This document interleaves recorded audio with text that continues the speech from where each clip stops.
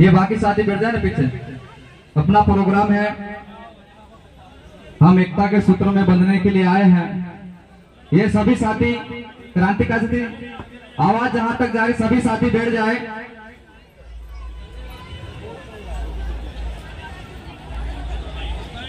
गुना की ऐतिहासिक नगरी में अंतर्राष्ट्रीय आदिवासी दिवस का ऐतिहासिक आयोजन सफल होने जा रहा है, जिसमें अलग अलग इलाके से आए हुए तमाम नौजवान साथियों को मैं अंतर्राष्ट्रीय आदिवासी दिवस की ढेर सारी शुभकामनाएं और बधाई देता हूं। सब साथी एक बार पुनः बैठ जाए, क्योंकि आज हमारे समाज की स्थिति दिन पर दिन बिगड़ती जा रही है। हम आजादी के बाद से आज तक नाचते कूदते आ रहे हैं, लेकिन आज आदिवासी समाज का अस्तित्व धीरे धीरे खत्म होते जा रहा है। उस अस्तित्व को बचाने के लिए पूरे भारत देश के आदिवासी एक मंच पर आकर अपनी जो जीवन शैली उसे बचाने में लगे हैं। हमें बहुत गौरव महसूस हो रहा है कि गुना में भी हमारे लोगों ने एक मंच पर आने का काम किया है। एक बार जोरदार तालियों की गड़गड़ाहट से आयोजन कमेटी का हम लोग दोनों बहुत बहुत आभार और धन्यवाद करते हैं।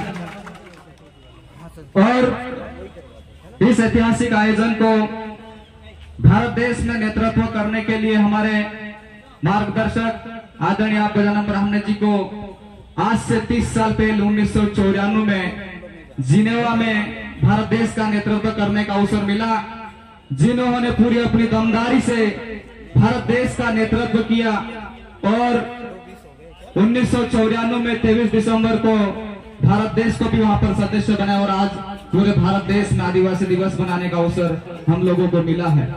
ये इनकी मेहनत है और इनकी कामयाबी है कि इन्होंने भारत देश का आदिवासियों का नेतृत्व करने का अवसर मिला है। आज हम लोगों को क्यों विश्व आदिवासी दिवस मनाना पड़ रहा है, यह बात आप लोगों को अच्छे से बताएंगे। हम लोग कोई वक्ता नहीं है, हम लोग आपके बीच में से निकले हुए एक सामाजिक साथी हैं। तो जैसा कि हम लोगों को ज्ञात है, इस आजाद देश में आदिवासियों की इस ऐतिहासिक लड़ाई में आदिवासियों की क्या भूमिका रही थी। इस देश में अंग्रेजों को भगाने के लिए 92% आदिवासी लोगों ने यहां से लड़ाई लड़ी थी, लेकिन आज इतिहास में किसका नाम जिक्र किया जाता है आप लोग तमाम साथी जानते हैं। हमारे लोगों ने आजादी की लड़ाई में आदिवासी समाज की खून की नदी बही थी, ये इतिहास के पन्नों में छुपाया गया। लेकिन हमारे क्रांतिकारी साथी जिन्होंने शहीद हुए, उनके मार्ग के साथ हमारे लोगों के बीच में हम लोग बता रहे कि हमारे समाज का अस्तित्व क्या था। आज वो समाज का अस्तित्व हम लोगों को गांव गांव पहुंचाने का हम लोगों को संकल्प लेना पड़ेगा। इस देश की आजादी की लड़ाई में सबसे ज्यादा खून की नदी बही थी, वो सिर्फ आदिवासी समाज की बही थी। लेकिन आज आदिवासियों के इतिहास के पन्नों में से नाम मिटा दिया है। उस इतिहास के पन्नों में हम लोगों को पुनः आदिवासी क्रांतिकारियों का नाम दर्शाने की जरूरत है। इस देश की लड़ाई में जिन्होंने उंगली नहीं कटाई, उनका 15 अगस्त दिल्ली के लाल किले से नाम जिक्र किया जाएगा।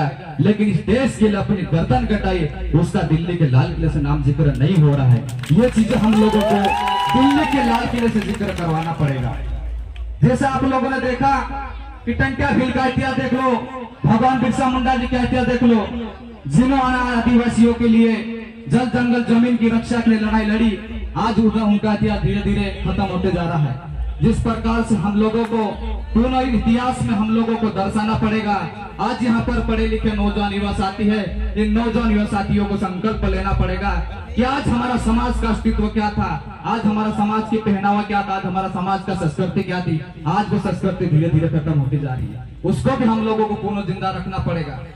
जिस प्रकार से कहने का मतलब यही है कि आजादी से पहले जो हमारे समाज के जो पुरखों की जो व्यवस्था थी, जो व्यवस्था धीरे धीरे खत्म होते जा रही है, वो व्यवस्था डगमगाते जा रही है। उस व्यवस्था को गांवों में पुनः जिंदा रखना पड़ेगा, जब जाके गांव की एकता बनी रहेगी। ये संकल्प हम लोगों को इस मंच के माध्यम से लेकर जाना पड़ेगा, जब जाके हम आदिवासी समाज का अस्तित्व बचा पाएंगे।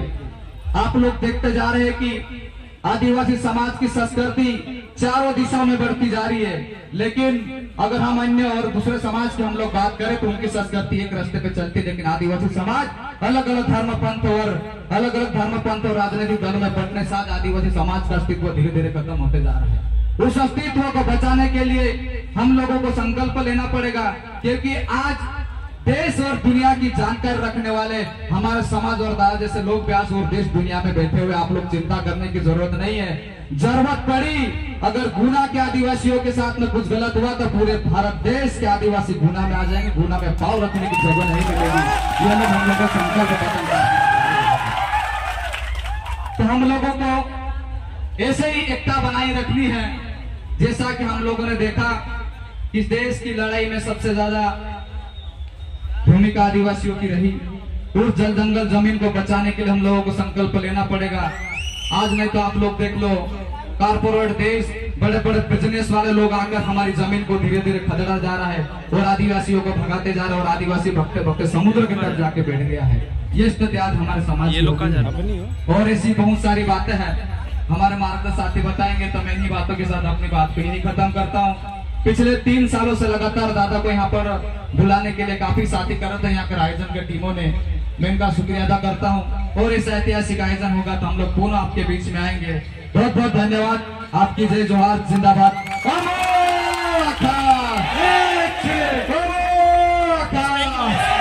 आदिवासी एकता जिंदाबाद, आदिवासी एकता जिंदाबाद। अरे भारत देश की रक्षा कौन करेगा? अरे भारत देश की रक्षा कौन करेगा? बहुत बहुत धन्यवाद। आपकी जय।